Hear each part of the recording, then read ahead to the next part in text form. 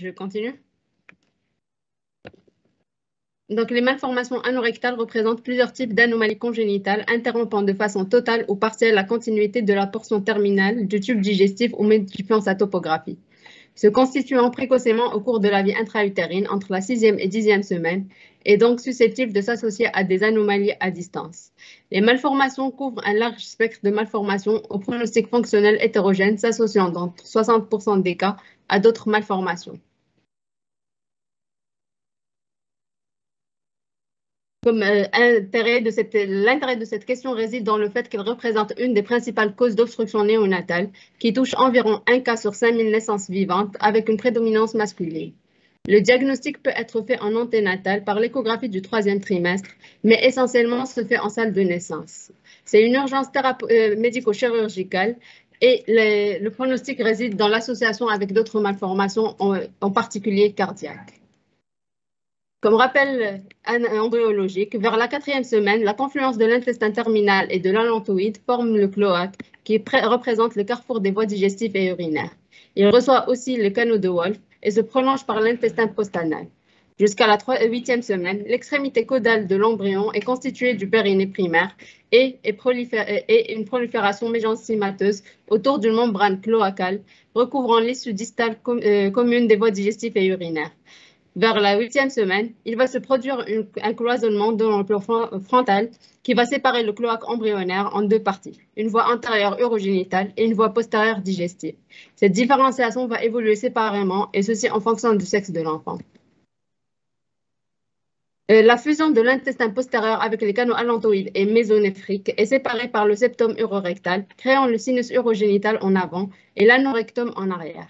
La chambre commune, une fois se termine, aveuglement à la membrane cloacale, qui, de même, est divisée en membrane urogénitale antérieure et membrane anale postérieure. La couche ectodermique de la membrane anale donne lieu à la protubérance environnante, les plis anaux, et crée la dépression centrale, le proctodéum, qui se développe dans le canal anal distal. L'absence de la fusion de l'efforan urorectal à la membrane cloacale explique classiquement les malformations, avec fistule urinaire chez le garçon et recto-vaginale chez la fille. L'arrêt précoce donne les mares hautes, alors que l'arrêt tardif donne les mares basses. La classification selon Stéphane permet de classifier les malformations en 3.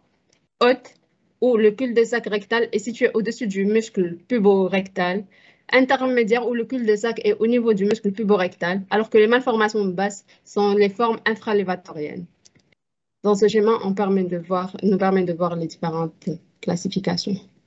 Une autre classification issue de la conférence de Crickberg permet de classifier les malformations en 2, des formes dites classiques et des formes rares. Les formes classiques contiennent les fistules périnéales, les fistules recto-urétrales, bulbaires et prostatiques, les fistules recto-vésicales, les fistules vestibulaires, cloaque, absence de fistules et sténose anale. Alors que dans les formes rares, on a la poche colique congénitale, l'atrésie ou sténose rectale, la fistule recto-vaginale et la fistule en H. Pour les malformations intermédiaires isolées avec fistule recto-bulbaire, le diagnostic clinique peut se faire en anténatal par l'échographie après la 23e semaine d'aménorrhée ou par l'IRM après la 20e semaine qui va montrer une dilatation intestinale avec des calcifications intraluminales. L'IRM permettra de visualiser d'autres malformations associées, à noter le sacré, médulaire, urogénital, vertébral ou cardiaque. Le diagnostic postnatal permet de voir une absence de l'anus à l'examen du périnée, un retard ou une absence d'émission de méconium, une occlusion néonatale ou une méconurie. Les signes généraux l'examen général doit voir l'état général, l'état hémodynamique et respiratoire. Les signes fonctionnels recherchent une fièvre, des vomissements et précisent leur aspect, un ballonnement abdominal et la présence ou non de méconurie.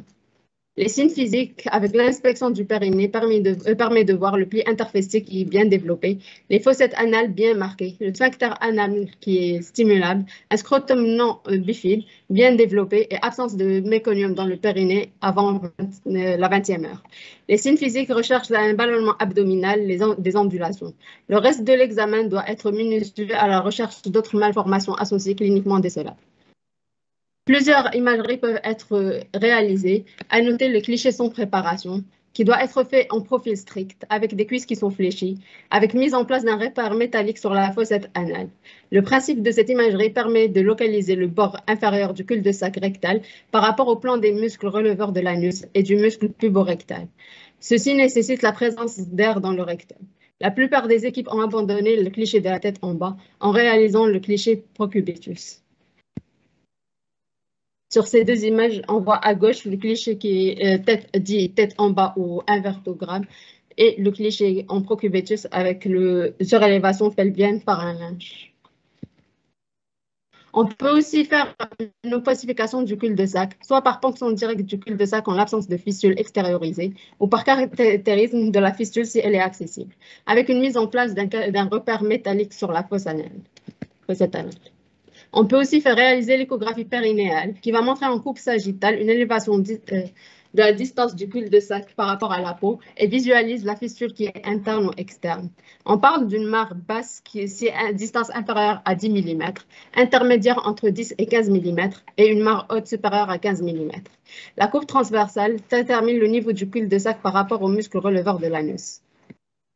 On peut par ailleurs faire une TDM avec reconstitution 3D pour évaluer le plancher pelvien, mais elle est rarement utilisée. L'IRM permet un repérage fiable du cul-de-sac rectal par rapport au plan des muscles releveurs de l'anus.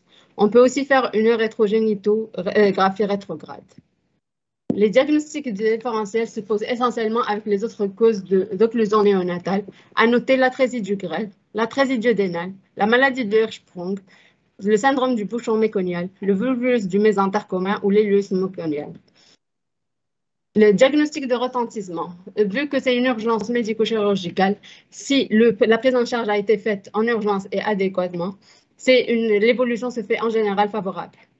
Si la prise en charge a été tardive, on peut voir des complications à type d'occlusion intestinale aiguë, perforation diastatique, accident d'inhalation, troubles hydroélectrolytiques, voire même un décès. Le diagnostic étiologique se fait à la recherche d'anomalies associées, de malformations associées plutôt.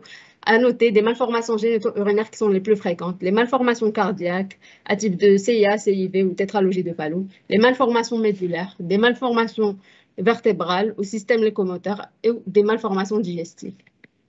En ce qui concerne les formes anatomocliniques, on a les formes hautes avec des agénésies anorectales. Les agénésies anorectales sans fistules se présentent avec une absence de sphincter interne et ils touchent les deux sexes. Avec le cul-de-sac digestif, il se termine dans le pelvis au-dessus du plan des releveurs. Un tractus fibreux peut le relier au périnée ou à la structure antérieure la plus proche, que ce soit l'urètre ou le vagin. Elle est beaucoup plus rare et peut s'étendre au côlon. L'agénésie anorectale avec fistule chez le garçon sont les formes les plus fréquentes des mares hautes. Le cul-de-sac digestif est le plus souvent fistulisé dans l'urètre prostatique, au voisinage du verrou montaneux, parfois plus haut, parfois plus bas, et il s'ouvre plus rarement dans la vessie. La fistule est toujours grêle et mesure environ 1 à 2 mm de diamètre, ce qui est insuffisant pour assurer l'évacuation de l'intestin par l'urètre. L'agénésie anorectale